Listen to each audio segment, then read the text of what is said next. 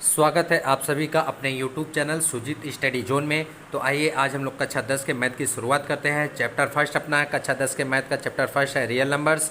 तो आइए देखते हैं इसके डिफिनीशन और इसके कॉन्सेप्ट सहित हम लोग क्वेश्चन को सॉल्व करेंगे। अब हम लोग देखते हैं कि रियल नंबर होता क्या है। It is the combination of rational numbers and irrational numbers. या real numbers constitute the union of all rational numbers and irrational numbers. यानी रैशनल नंबर और इरेशनल नंबर यानी दोनों को यदि हम लोग मिला दें यानी दोनों का कॉम्बिनेशन अपना रियल नंबर कहलाता है। तो देखते हैं नोट में क्या है कि any real number can be plotted on the number line. कोई भी रियल नंबर होगा उसे हम लोग नंबर लाइन पर दर्शा सकते हैं।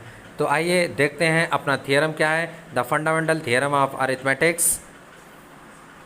आइए देखते हैं the fundamental theorem of arithmetics.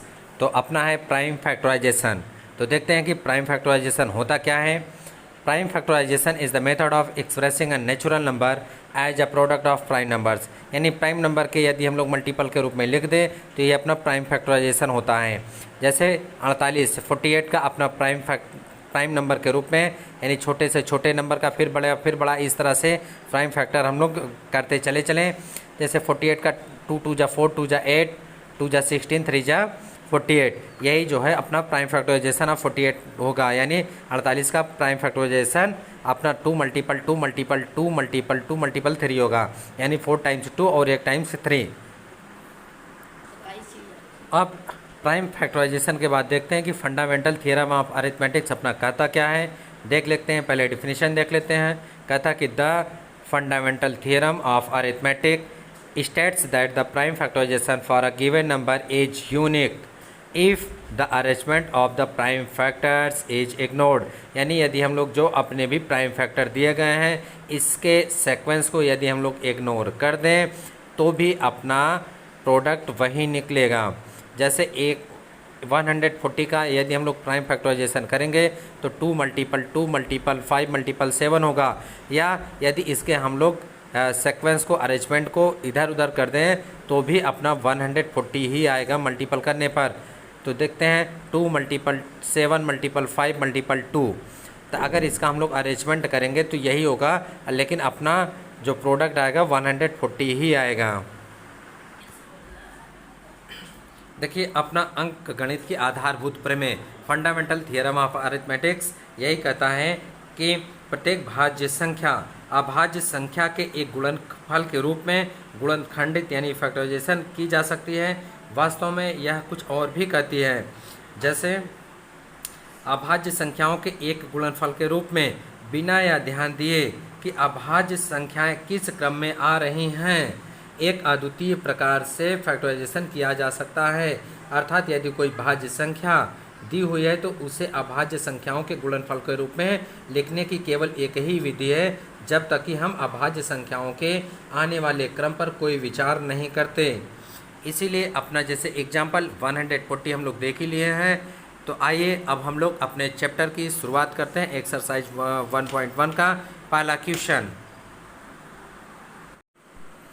आइए हम लोग शुरुआत करते हैं एक्सरसाइज 1.1 का। पहला क्वेश्चन अपना express each number as a product और इट्स प्राइम फैक्टराइजेशन। तो पहले का एक क्वेश्चन है, जैसे 140 का हमें प्राइम फैक्टराइजेशन पूरा निकालना है। तो सबसे पहले हम लोग by taking the LCM of 140 यानी 140 का एलसीएम लेने पर we will get the product of its prime factor. तो हमें ये सभी प्राइम फैक्टर्स मिल जाएंगे। जैसे 140 का हमें निकालेंगे तो 2 मल्टीपल 2 मल्टीपल 5 मल्टीपल 7 निकलेगा। यानी इसका यानी 2 का 2 टाइम्स मल्टीपल हम लोग करेंगे तो 2 का पावर 2 हो जाएगा मल्टीपल 5 मल्टीपल 7। यही अपना पहले का आंसर हो जाएगा। यानी 2 को पावर 2 मल्टीपल 5 मल्टीपल में 7। अब इसी में के अपना दूसरा है यानी 156 का हमें निकालना है प्राइम फैक्टराइजेशन। तो हम लोग किस तरह से निकालें, अपना पूरा रूल वही निकालेंगे। क्या लिखेंगे, by taking the LCM of 156 we will get the product of its prime factor. यानी 156 है तो इसका हम लोग प्राइम फैक्टर निकालें यानी प्राइम नंबर्स का। तो अपना प्राइम नंबर क्या होता है, a number which is divisible by 1 and it self. वही अपना प्राइम नंबर होगा जो 1 और स्वयं से डिवाइड हो जाए, अन्य नंबरों से डिवाइड ना हो, वही अपना प्राइम नंबर कहलाता है। तो हमें सभी प्राइम नंबर का ही क्या निकालना है, फैक्टराइजेशन करना है प्राइम नंबर से ही। तो 156 का जब हम लोग प्राइम फैक्टराइजेशन करेंगे तो अपना 2 मल्टीपल 2 मल्टीपल 13 मल्टीपल 3 मल्टीपल 1 होगा। यानी अपना 2 2 टाइम्स है तो 2 की पावर 2 किया मल्टीपल 3 मल्टीपल 13, ये हो गया अपना पहले का बी। अब देखते हैं आइए पहले का सी। आइए देखते हैं पहले का सी में क्या है। जैसे 3825 का हमें प्राइम फैक्टराइजेशन करना है, यानी गुणनफल के रूप में हमें गुणनखंड निकालना है। तो क्या करें हम लोग, देखिए 3825, फिर वही लिखेंगे by taking the LCM of 3825 we will get the product of its prime factor. तो 3825 यानी 3825 का जब भी हम लोग प्राइम फैक्टर करेंगे तो अपना निकलेगा 3 मल्टीपल 3 मल्टीपल 5 मल्टीपल 5 मल्टीपल 17 के रूप में, यानी 3 अपना 2 टाइम्स है तो 3 के पावर 2 किया, 5 भी 2 टाइम्स है तो 5 के पावर 2 किया मल्टीपल 17। ये हो गया पहले का सी का आंसर। आइए देखते हैं पहले का डी। आइए देखते हैं पहले का डी।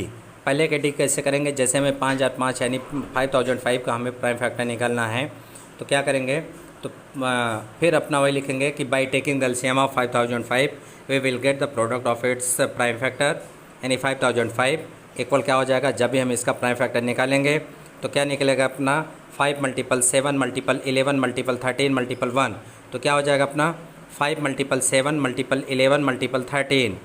इसमें सभी नंबर्स अलग अलग हैं, इसलिए हम पावर के रूप में कुछ भी नहीं लिखे हैं, सभी अपने प्राइम नंबर्स हैं, अलग अलग लिखा गया है 5 7 11 13। अब इसी तरह से आप लोग 7429 का कमेंट बॉक्स में इसका प्राइम फैक्टर निकाल के ज़रूर बताइएगा। अब अगले वीडियो में हम लोग एक्सरसाइज 1.1 का दूसरा क्वेश्चन देखेंगे, उसमें HCF निकालना, LCM निकालना पूरे कॉन्सेप्ट के साथ देखेंगे, और मुझे आशा इन्हें पूर्ण विश्वास है कि आपको पूर्णतः यह सेशन समझ में आएगा। Thank you for watching this video.